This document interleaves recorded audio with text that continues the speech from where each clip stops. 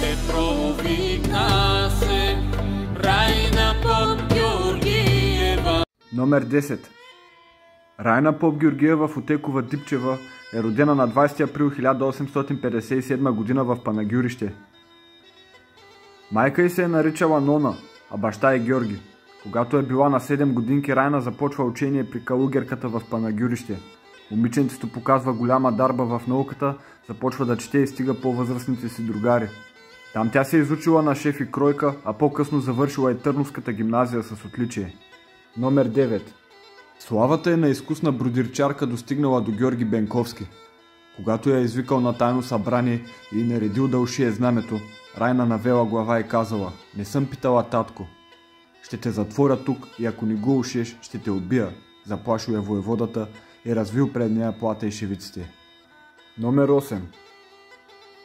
Малко известен факт е, че въстаниците са взели знамето на Карлово. То е същото с българския лъв и надпис "Свобода или смърт". В заветния ден Райна сама яхва бял кон и става знаменоска на хвърковатата чета.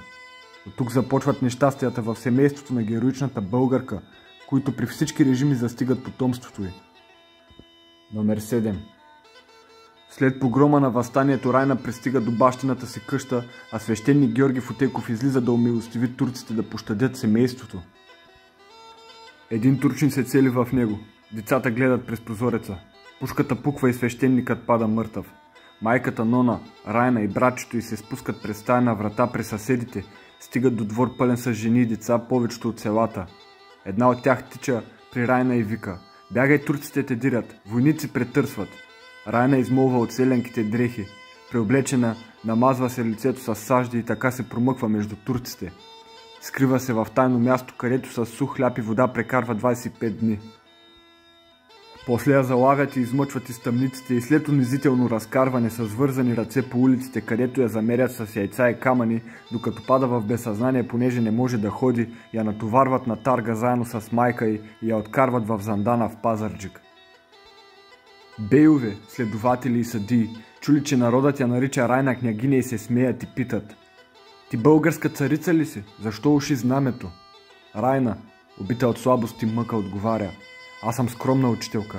Уших знамето, защото воеводата ми заповяда. Носих го, защото народът искаше."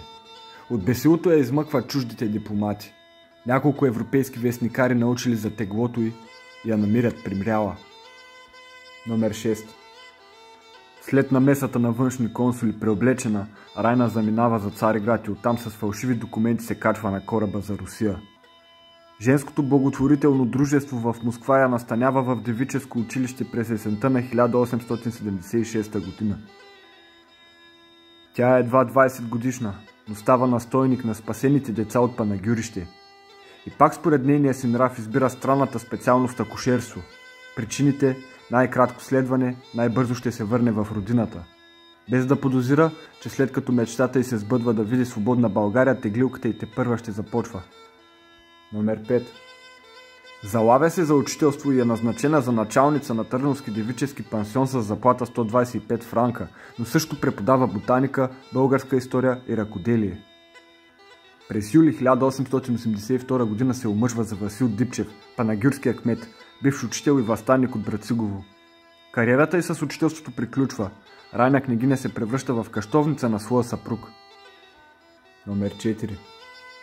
Райна ражда 5 момчета: Петър, Иван, Георги, Владимир и Асен Дипчеви, от които 4 от тях стават офицери в българската армия. Турците я остават жива, а български управници затриват потомството й. Най-малкият от синовете й, Петър, се прострелва докато си играе с пистолета й и умира едва 14 годишен. Това е голямата трагедия, сполетяла я приживе. Най-големият й син, генерал Иван Дипчев, умира в лагера в Ловеч. Най-малкият Асен има войнишки кръст за храброст, но и той лежи от затвор в затвор. Георги пък е моряк от кораба Дръзки и потопява турски броненосец, издъхва в Бургас.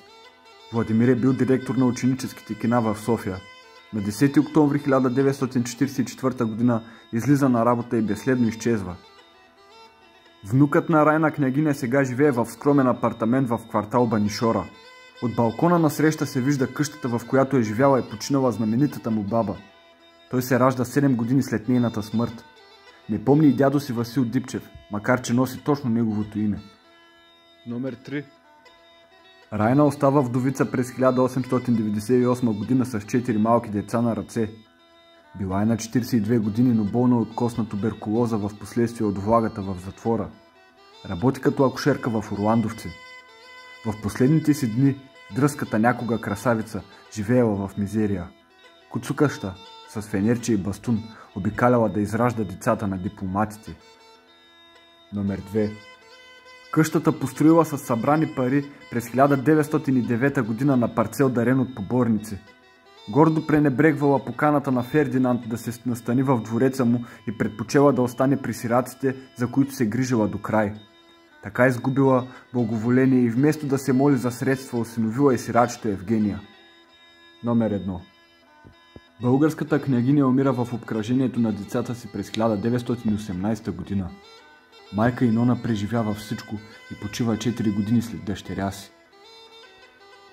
След 9 септември 1944 година къщата е отчуждена и наследниците получават в замяна панелка.